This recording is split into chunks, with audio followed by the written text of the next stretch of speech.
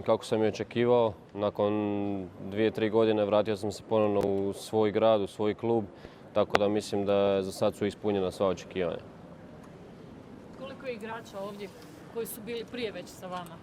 Pa dobro, mislim da znam većinu slačionice, mislim da sam čak brojao 16-17 igrača da poznajem, tako da svi se vrlo dobro poznajemo i mislim da će to biti jedna lijepa avantura.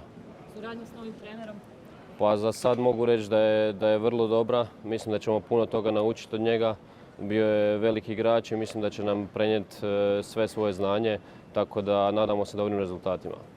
Bartole, koliko si ti različiti igrač od onog Bartola Franjića koji je zadnji put bio u Dinamu?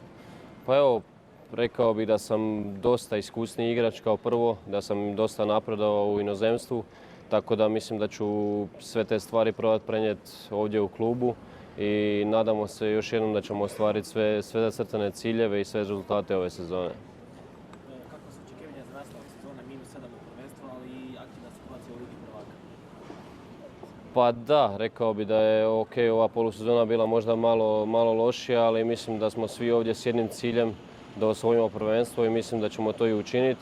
I naravno vrlo dobro stojimo u Ligi prvaka, tako da nadamo se i tu vrlo dobrom ishodu. To je to. Hvala vam. Niko, evo isto pitanje za tebe. Stigao si u Dinamo, kako si prvi dojmovi, odradio si par treninga s ekipom? Pa prvi dojmovi su odlični, stvarno sam presretan što sam došao tu u Dinamo. Ekipa je vrhunska, stručni stožer je isto odličan i eto, jedva čekam da krenemo iz početka u kraj prvenstva, zapravo u drugi dio prvenstva. Imaš priliku surađivati sa sjajnom legendom talijanskog nogometa Cannavarom, kako su očekivanja u vezi toga?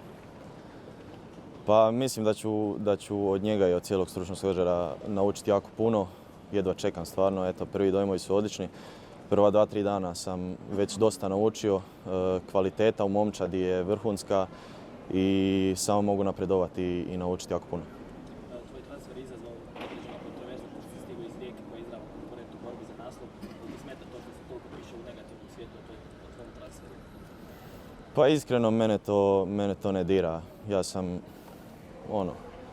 normalan tip, ja znam da me ljudi u Rijeci isto još i dalje vole. Mislim da, naravna stvar da će uvijek biti loši komentara, ali od tih 500.000 poruka sam dobio sigurno 999 lijepih poruka.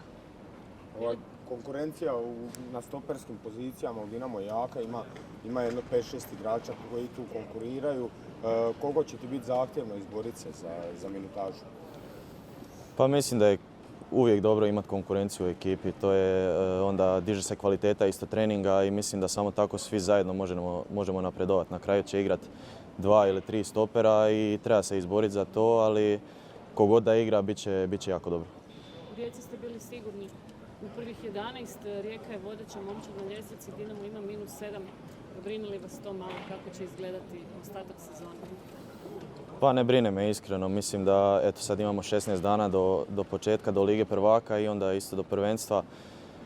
Moramo maksimalno raditi, moramo stvarno dati sve od sebe da dočekamo spremni prvenstvo i za ostatak ćemo isto stići, to sam siguran u to. Pripreme su pred vama, igrači to baš ne vole taj period. Koji vam je najgori dio priprema?